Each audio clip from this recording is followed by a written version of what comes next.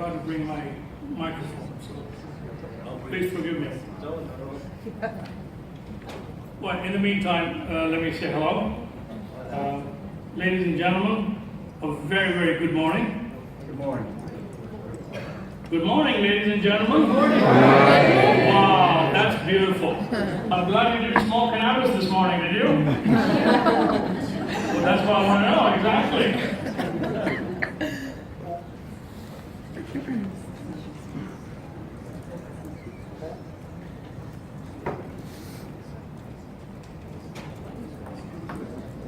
Okay.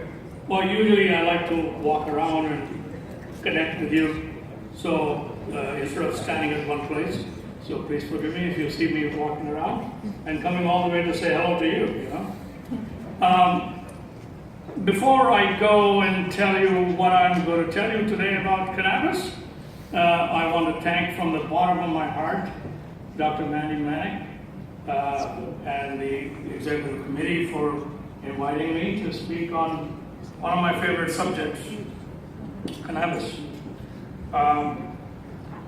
Why cannabis? Give you a little background. As you know, I come from India, right? Anybody has a doubt that I come from India? Nope. Okay, good, thank you. Well, sometime in the United States, we'll be walking around with a turban. Oh my God, here comes the Iranian. Here's the Iraqi. Here's a terrorist, let's kill him. So thank God, at least in Canada, Sikhs are quite present, right? Yeah. You have 5 members of the parliament, right? 6?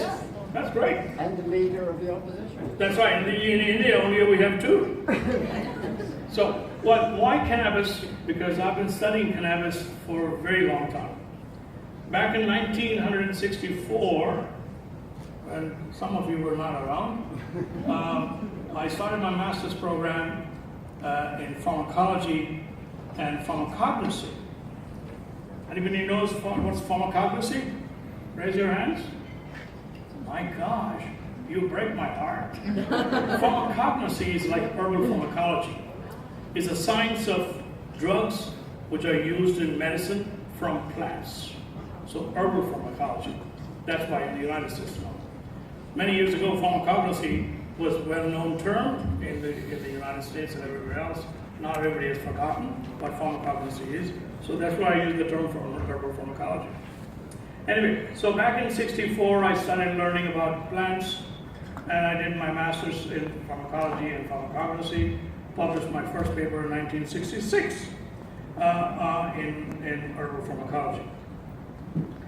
And ever since when I came to this country back in 1968, exactly half a century ago, 51 years ago, and I came to the United States, about 22 million people use cannabis. And the current use among the students, high school students, that we have studied. I'll show you some results from those. High grade, 12th graders, 22% of 12th graders. And you can see about 5.4% of 8th graders, young kids, they use cannabis regularly. And in this great, beautiful, great country of Canada, by the way, why is the name of Canada? Why would you not change it to Canada? Because Canada and Uruguay are the only 2 countries that have made cannabis freely available to everyone, right? So why are we talking about cannabis? It's all free to you, right? Okay, but let's talk about it. So anyway, in the United States, it's a quite high percentage. You can see about 14% of Canadians compared to the United States. Canadians, they use a lot of cannabis. So did anyone else smoke today? No. Okay, good. All right, so you can see a large percentage of Canadians also use cannabis regularly. Now in the United States, high use of cannabis is among those liberal states that liberalize cannabis. And cannabis use disorder develops in those states appropriately. Now in Canada, you'll see most of the provinces have fairly good use of cannabis. Unfortunately, you see the top bar is average of Canada, but most of the provinces have fairly equal number of cannabis users. And among the age group, you see about younger people up to about 35 years of age, there's a high use of cannabis, and as you grow old, there's less of cannabis use in that population. And illicit drug use in the United States, cannabis use is still high, up to about 7.3%. That's an old number of 2012, but the latest number is a little higher number. All right?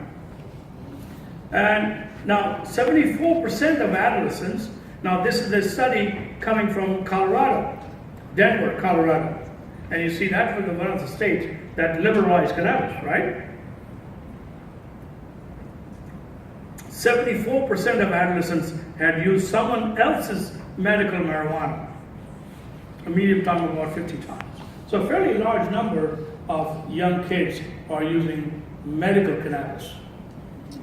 All right?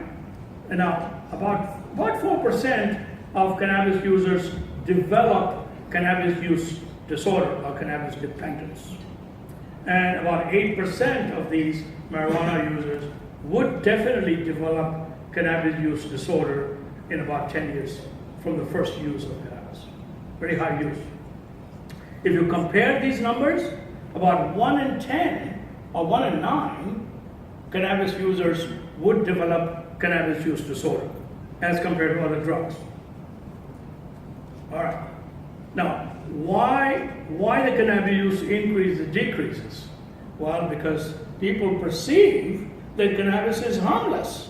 So as the perception decreases, or if you perceive that cannabis is less harmful, you use more. So the drug use goes up as the perception goes down. Now, what's happening with the cannabis? As the potency increases. In the good old days, back in 60s, or even earlier, can you guess what was the percentage of THC in cannabis? Anybody? 1%. Yes, you're right. About 60s and 50s, THC content was about 1%. And even as late as 1987, when I came to NIDA, Mississippi was growing cannabis with a concentration of 3.75%. That was the maximum THC content cannabis. We were buying monodrug users. We went to Costa Rica.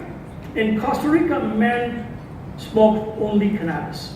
They did not smoke tobacco. They did not use other drugs. They were using alcohol.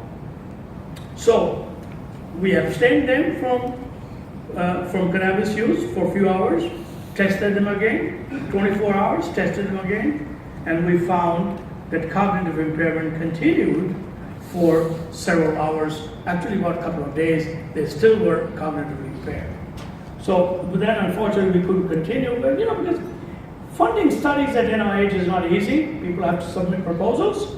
They have to be reviewed by independent committees, which is called independent review groups, and they have to be approved, they have to be funded. It takes a long time to get studies done. So somehow we could not continue another study in Costa Rica. But at least it gave us an idea that if we abstain people from cannabis use, we want to see when do the residual effects last. That's why Pope conducted a study in the United States with young college students. So that's what the research shows. And there are several other studies that show that abstaining from cannabis use, we have seen THC depresses immune function. In human studies, we haven't seen clear cases of immune function like CD4 counts, but indirect evidence of immune impairment we see because of increased respiratory complications. So that's how we can say that yes, cannabis depresses immune function, and because we see increased respiratory complications, there is increased cases of COPD and so on. That's because of immune impairment. Now, several cases we have seen. What about sexual effects? Effects on maturity, we see on androgenic effects, and in men, effects on their virility and so on. But at the same time, because of smoking marijuana, people tend to be careless. They tend to use they tend to get into risky sexual behaviors, leading to higher incidence of infections and so on. But that's pretty common among young men. Developmental effects, as I mentioned, Peter Freed and many other people did those studies. We also studied in the United States. We have two parallel studies. One was in Canada, one was in the United States. Nancy Day was conducting a study of women, mainly low SES, African American women, in Pittsburgh. They smoked cannabis, and the newborns were followed. We saw executive function, we saw memory function impaired in those young children born, and she has followed those children to the age of 30. So these marijuana exposed, prenatally exposed children, we followed them for a long time, and we see effects on memory, effects on performance in the young people, on education ability and so on and so forth. And also, initiation of new drugs. Initiation of drugs is much quicker in children who are prenatally exposed to cannabis. They initiate drug use much earlier age than those who were not exposed prenatally. So those are the development effects. Pediatric exposure, we talked about it, and we talked about cancer and so on. Now, what about the treatment? There are behavioral treatments are available that have been effective, some, and I'm going to just abstinence, regular abstinence, and subtle impairments, cognition, we can improve upon that. Sessions with the family members and the children, all of those prevention modalities have been effective in cannabis smokers with the dependence or cannabis use disorder. What about the pharmacological agents? Guanfacine has been tested to some extent. It was pretty effective. Zolpidem, we tried Zolpidem and Navalone, which is THC. Both of them, they decreased withdrawal in cannabis users, and Zolpidem alone did not have an effect. We tried CBD, and the dose of 800 milligram per day showed no effects in cannabis using subjects, or reinforcing of cardiovascular effects and so on. CBD was not effective. Naltrexone was tried at 50 milligram for 16 days. It decreased self-administration of cannabis in cannabis use disorder patients. Now, the other agents like gabapentin, acetylcysteine, lithium, and so on, they've been tried to some extent, but we need additional studies on using gabapentin and so on. Some of my addiction physicians also tell me that they use gabapentin to treat cannabis use disorder in their patients. Now, what about the medicinal value of cannabis? As you know, there are two varieties mainly used: cannabis sativa, cannabis indica, and the cannabis sativa has a higher THC content to CBD, and indica has more CBD. Now, as I mentioned, plants have a lot of chemicals, and plants have a lot of medicinal value too, because of chemicals. You remember the first chemical which many physicians used many years ago for malaria? What was that? Quinine? It came from a plant called cinchona bark, right? Digitalis comes from foxglove, right? Where does the cocaine come from? Plant. Morphine comes from plant, right? Some of the spices contain very active chemical constituents which we use today. Turmeric. Turmeric, guys, epilepsy. Only one specific type of epilepsy, and that's called Dravet's syndrome in young children, or Lennox-Gastaut syndrome, a very specific epilepsy in young children, which is not treatable by any other medicines. CBD has been tested, approved by the Food and Drug Administration. That's where I used to work for about 10 years before I came to NIH. So we approved a lot of medicines, we didn't approve many medicines. And so CBD has been approved for treating only one type. Now, the synthesis, it comes from CBDA under very different syntheses or enzymes, and it comes from THC and CBD. And then, so these are some of the chemical constituents which have been tested in animal studies, some clinical studies, and cannabichromene, cannabigerol, cannabinol, cannabicyclol, THC, and tetrahydrocannabinol. So today we'll talk about CBD and some about cannabis, smoke cannabis, whatever we know. All right. So these are some of the chemicals I just mentioned. They've been tested. Not too much of clinical evidence available as yet. Yes, it has a great potential to be able to treat a wide range of clinical indications, but based only on many clinical studies, randomized clinical trials, we must conduct on CBD to show that it can treat all of those indications for which it is being promoted. People are making millions, it's a multi-billion-dollar industry to sell CBD or even smoke cannabis to treat all kinds of indications. All right, so this is already approved, we know that, nabilone, drominol, anti-virial effects. There are several studies in the literature, published literature, show that appetite stimulant effect of THC, all right? And it's been approved. Now, combination of CBD and THC, which is known as Sativex. You all know that, right? It's approved in Canada, it's approved in Europe, it's approved all over, except the United States. All right. Now, multiple sclerosis, there's some good data from clinical studies to show that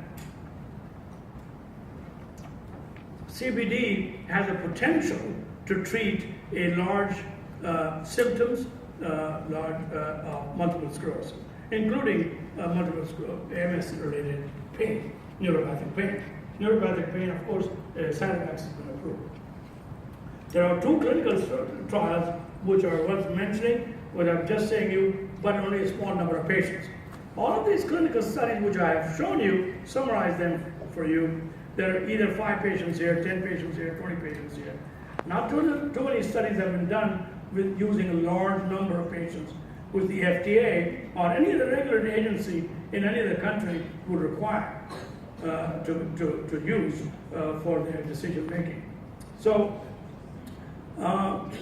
there are some studies done here in the United States that show some efficacy of Sativex in patients, but not a very large number, very small number of patients. All right. Now, spinal cord injuries, there are only 3 studies in the literature, one study of 5 patients, another study of 1 patient, another study of 4 patients. So can you make a decision on using a drug based on 1 patient results? Of course not, right? Okay. Similarly, Tourette syndrome, 2 randomized clinical trials have been done, small number of patients, 12 and 24 patients. Some effects have been seen which show the reduction of tics in these patients with Tourette syndrome. Epilepsy, as I mentioned, has been approved, so I'm not going to dwell on that. Several number of studies in glaucoma case, very small number of patients have been tested to show that CBD or THC actually is effective. But once I throw this session for some questions, because I don't want to go away without answering your questions. Thank you very much for your attention.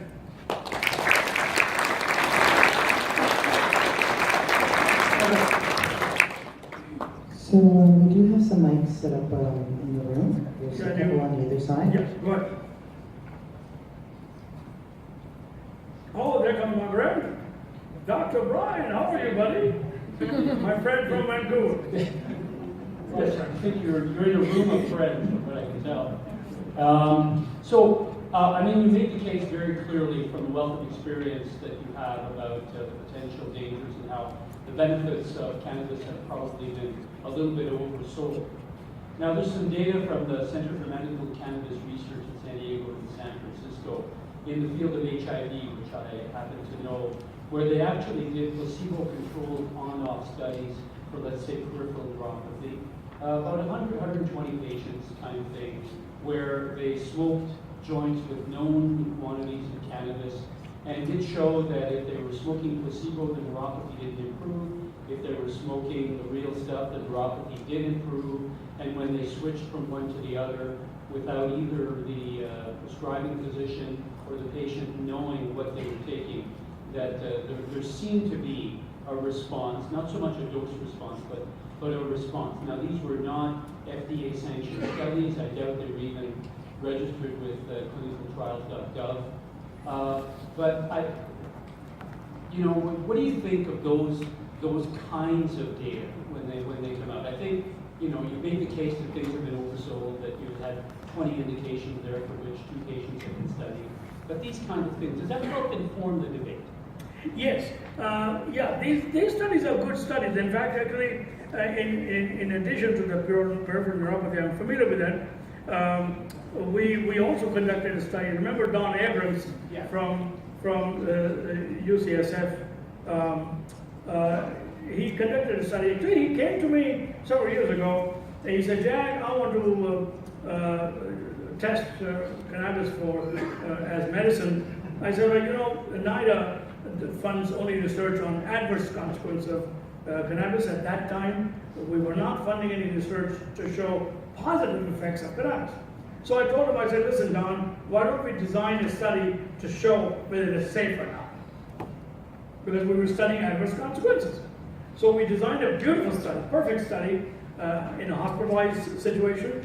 Patients were hospitalized, they were abstained from cannabis, they used cannabis every day, we followed their immune function, we followed their other various physiological parameters, we followed their food intake, and at the end of the study, wonderful results came out, and I was delighted. Actually, he published his paper, he always thanks me for the study. And what we found, that cannabis use did not influence immune function. CD4 count was not affected, viral load of HIV was not affected, and the patients increased their food intake, because those days we were worried about wasting syndrome in HIV patients. And patients increased their food intake, they gained about 3.5 or 4 kilograms body weight in 1 month's time. So that was very positive study. And after that, we funded some more studies of peripheral neuropathy. What happens is this, as I mentioned, and I've challenged the field that they should come to NIDA or NIH for funding research on cannabis. We don't say no to research, but the studies have to be conducted properly, they have to be designed, they have to be approved by our committees, they have to be approved by the Institute to fund. And if there are clinical trials, they are then registered on an NIH database known as clinicaltrials.gov. So, for your information, I was just checking the database. There are 102 clinical trials registered as of a few weeks ago on CBD, where we should go further. And then it is up to the field, the field, clinicians, researchers, to come to NIH or other places to ask for funds for funding the research. So those studies are very valuable studies which give us the positive signals that yes, this agent has a great potential to treat this particular condition. So we'll take one more quick question, and thanks very much. I'm sorry I'm beyond time, but please. Yeah, I was just going to make a comment. I'm an addictions professional, and I attended the Cannabis conference last year. It's I don't know you know about that conference. It's about all the cannabis growers and people in the business. And there I heard that the cannabis was taken from herbology books or books on herbs as a herbal remedy for like over 600 different conditions, right? And I think that I'm not finished. Yeah. So I think that there are cures, and there were films for people being cured of cancer, children being cured of cancer from it, and I think that that there's money in the business, right? And Yes. by people actually not wanting people to get well because they won't get the cash for it is incredibly unethical. But it happens in the world, right? And so I don't think that we should stop maybe people using herbs or whatever for because there haven't been clinical trials on it when it is curing people of death, right? Well, you know, personally, And other issues. This That's is- just my perspective. so listen, as I mentioned, I've been at NIH for most of my life, and what I have learned from this experience, I've just shown you, that cannabis use is not harmless. We must discourage, especially the young people, from using cannabis because the effects last a long time. Now, because the members of the parliament or the members of the Congress or political people made it available to you, does not mean that it's It was safe. available a lot before they made it available to us. Well, listen, It grows naturally on the planet, but thank you. Yeah, thanks for your comments. So- I'm sorry, I'll let medicinal you. value of cannabis is been known. 2,000 years ago, 2000 BC, 2700 BC, Chinese emperor said, yes, cannabis has medicinal value. We know that. It has medicinal value. But it needs to be tested, proven, so that you as physicians can prescribe. Of course, on Sunday, we'll talk about your role in cannabis. But you need to do it. Cannabis is always one of those topics that generates a lot of debate, and that's good, because that's one of the things we're here for is debate. So, I always like to start off on, so my apologies, Marshall, and welcome.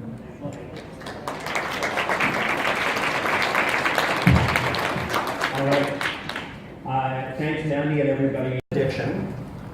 Invariably, the imagery that the editors put with that is somebody injecting a needle into their arm, or the spoon and the lighter at a downtown alleyway with shadowy puddles, people clumped up in doorways.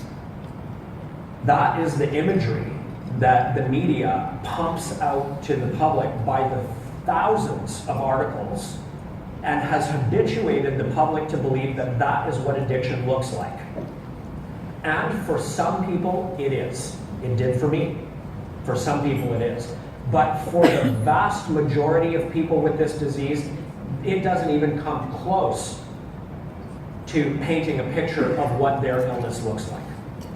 And so, if you live in Williams Lake, or you live in Fort St. John, or you live in Kerrisdale, or you're a physician, an addicted physician, or an airline pilot, or you are a nurse, or a train conductor, and you're in your living room watching TV, and these type of imageries are what you see, it's very easy for you to say, well, this is not me, and therefore, I don't have a problem. So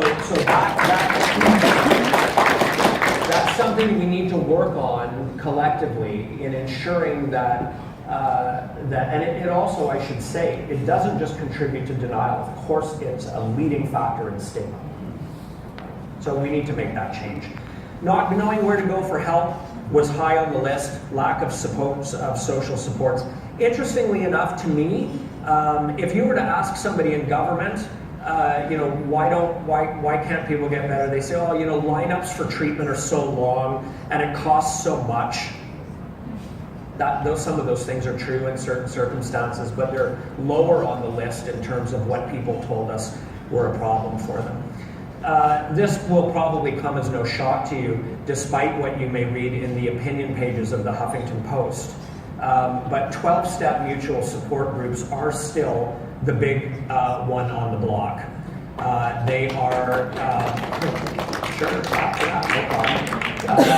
there are other type of, I'll say this right off the bat because I'm sure someone's going to corner me in the hallway. There are other type of mutual support groups. that can be very effective and should be encouraged and should be examined. And I would say that do what it takes to get somebody into something. If they're adverse to 12-step, no problem. There are other types of things that are secular or other that they can be encouraged to. But of the people, of the cohort in Canada who were successful in achieving long-term recovery, 92% of them told us that they went to 12-step meetings. Now, why do you physicians and healthcare providers give less response? I don't know. What incentive do you need, by the way, to respond to the surveys? I don't know what else to say. Sometime in the week, when I used to be at a NIDA many years ago, we used to support surveys, and even we used to incentivize, add $5 bill in the envelope, say let the physician respond. Even then the response rate was slow. Anyway, so based on that 30% response, you can see 46% physicians did not support physicians recommending medical marijuana. Okay? 19% thought physicians could recommend it. 27% thought marijuana confers significant physical or mental health. All right? 61% agreed that marijuana poses serious mental and physical health risk. That's the majority of the physicians feel that it is not a harmless drug. It is a harmful drug, right? Okay. It's an addictive substance and a harmful to adolescents. 67% believe that marijuana was a gateway drug. 43% agreed that smoking marijuana was harmful for opiate addicts in recovery. 50% disagreed that crude marijuana could be addictive. Also recommend that additional research should be done on cannabis components like CBD and others, but not on smoked cannabis.